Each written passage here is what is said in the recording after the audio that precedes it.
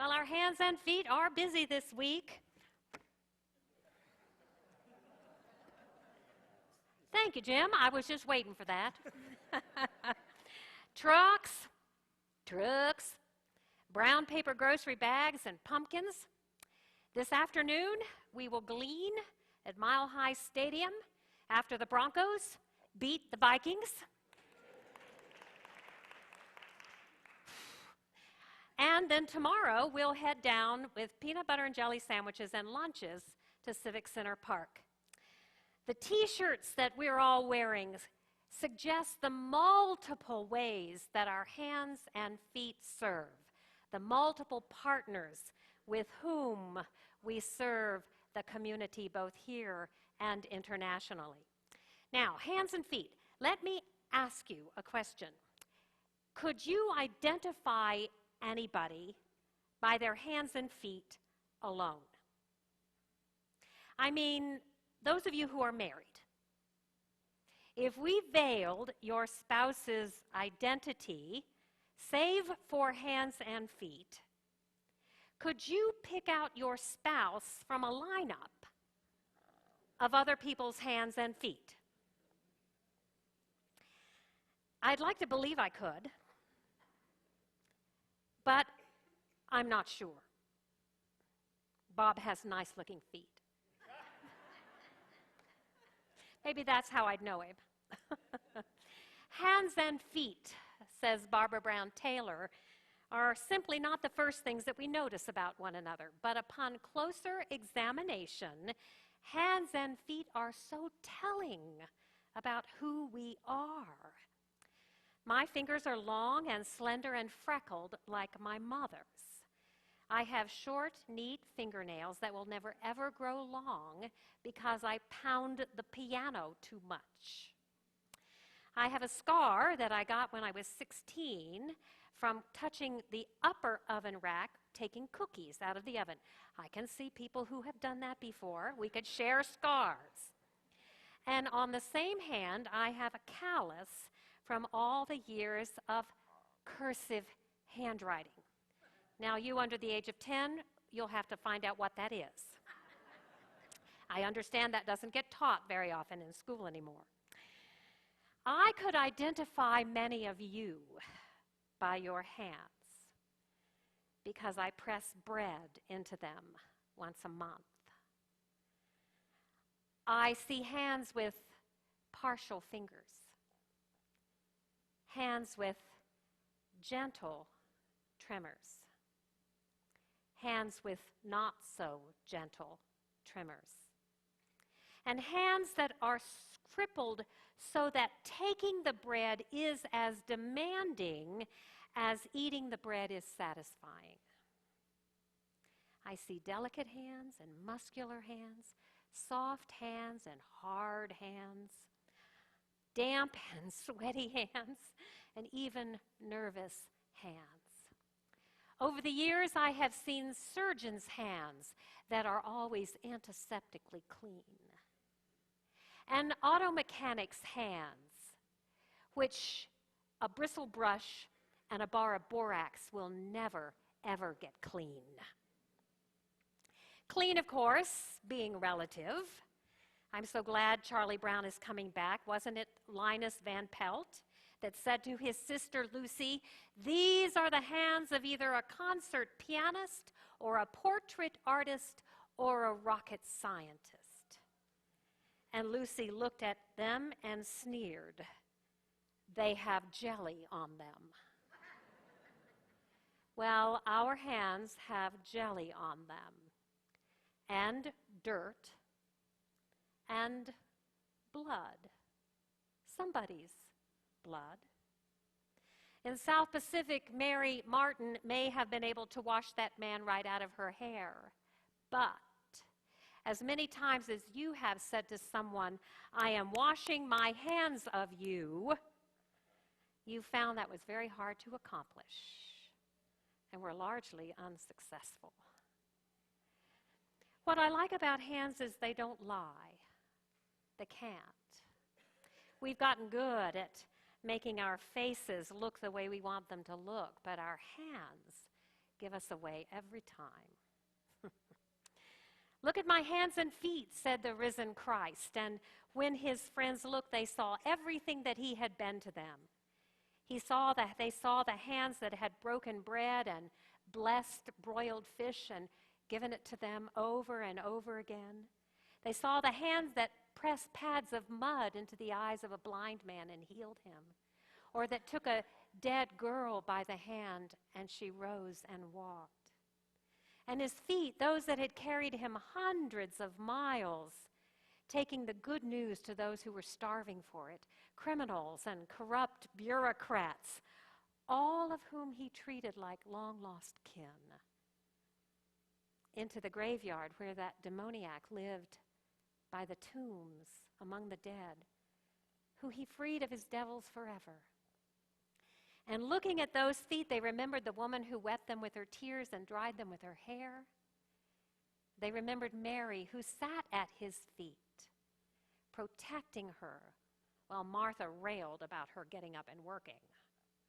Today, Jesus' hands and feet took us to a hillside on the Galilee, which echoes, if you were listening, 2 big trucks in the parking lot and this table. Were you listening? The Bible story began with bad news. John the Baptist had been killed by King Herod. Everyone was stunned by the loss of this great prophet, especially Jesus, who was John's cousin and protege. So Jesus wanted to get away by himself to grieve, and so he got in a boat to go across the lake. Well, the crowds could see him, and so they followed him around the shore, so that when he arrived on the other side of the lake, the crowds were already there. It says that Jesus looked on them with compassion, and so he taught and healed, even in the midst of his grief. And the day went quickly, and it got late, and one of the disciples said, this is a deserted place, the hour is late, let's send them away to the villages so they can get something to eat. And then Jesus said, they need not go away. You give them something to eat. He invited everyone to be seated on the lawn, and he took that bread and the fish, he broke it, he gave it to the disciples, who then gave it to the crowds, and they all ate and were satisfied, and there were 12 baskets of bread left over. Now, this story is written with clues to help us make connections. Did you hear the echoes of the table that he took, blessed, broke, and gave bread? Did you hear the echoes of a welcome? All were seated, all were invited, all came. Did you hear the challenge? Don't send them away, you give them something to eat. This is a calling story, reminding us of who we are. And what interests me this morning is the fact that there were leftovers at this feeding. Some translations call them scraps. Some translations call them fragments. Choose whatever word you like best, because the most important thing is not what you call them, but how you count them. For there were 12 baskets left over. And whenever you have a very specific number dropped into the inside of a very generic story, you want to pay attention. The number 12 is for a reason. 12 baskets, 12 disciples. 1 basket per disciple.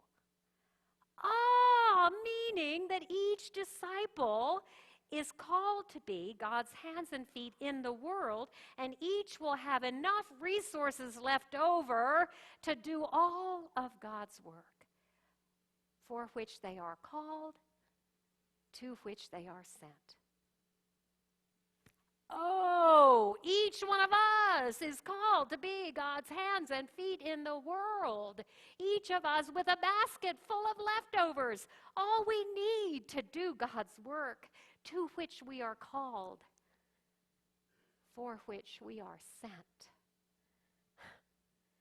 Which we may not have understood last Thursday when those trucks were delivered to the parking lot. but which we are presently proving in spades, or in basketfuls, or in pallet loads. Leftovers. Thanks be to God. You know, the feeding of the 5,000 and the gleaning at Mile High and peanut butter sandwiches at Civic Center Park and all the expressions of service are about who we are. Let me remind you that Communitas is deep and meaningful, authentic community in which God is in us and among us in everything, everywhere. As Communitas, there's always that invitation to step across a new threshold of possibility because we are God's mission, hands and feet in the world, to each other and to our neighbors. It was while I was working as a camp counselor at the Grand Mesa camp on top of the Grand Mesa over there on the western slope near Cedar Edge that I finally began to receive an answer to that all-important question, who am I? In my mid-30s, and those adolescent girls painfully reminded me of myself. With my restless energy and my peripatetic mind, you who have teenagers know a peripatetic mind. And my mercurial sense of self-esteem, high, low, high, low, high, low. And my desire to be good and to see good and to do good in the world. Who was I? Well, I was looking for balance, where truth and passion can give voice to the God that's in me and the God that is in others, where justice can join hands with joy and where grace abounds. That's what I was looking for. And what finally happened among those 15, 13-year-old girls in an all-night crying session up there on the Grand Mesa was that after 35 years of hearing the story of Jesus, I finally discovered the person of Jesus. He showed up. I discovered that he was the one who modeled a balanced and a joyful and a passionate lifestyle. And I knew that I was called forever to abide with Jesus and to stay with Jesus and to become like Jesus in whatever fragile and finite ways that I could. And for me, the way to do it was in this job. But abiding in Jesus can be just as easily happen in the classroom or in the kitchen or the boardroom or the courtroom or the studio. The call is not to a particular job.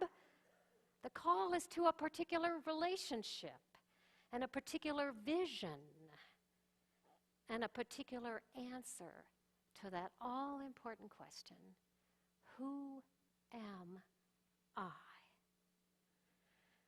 Frederick Buechner says it this way, that the place God calls is the place where your deep gladness and the world's deep hunger meet.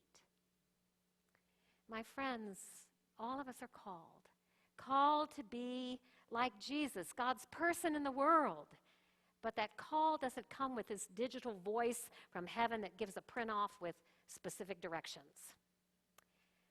That call is a lifelong question, burning in our hearts, given to us by Jesus, by the one who models curiosity and community, provokes us to risk, offers commitment, by the one who invites us to walk with him and abide with him through all the questions and curves that life throws us. You know, when people drive by those two trucks out in the parking lot and they wonder, what do those people do and mean, and who are they? And when they begin to wonder, what does it mean to follow Jesus? It is us they will look at, and not our pretty faces and our sincere eyes, They will look at our hands and our feet. What they say about who we are, what they say about what we have done and where we have gone, and what we plan to do with that basket full of leftovers that every one of us carries around in our backpack. That's what they'll be watching. What if mission is more about who we are than what we do?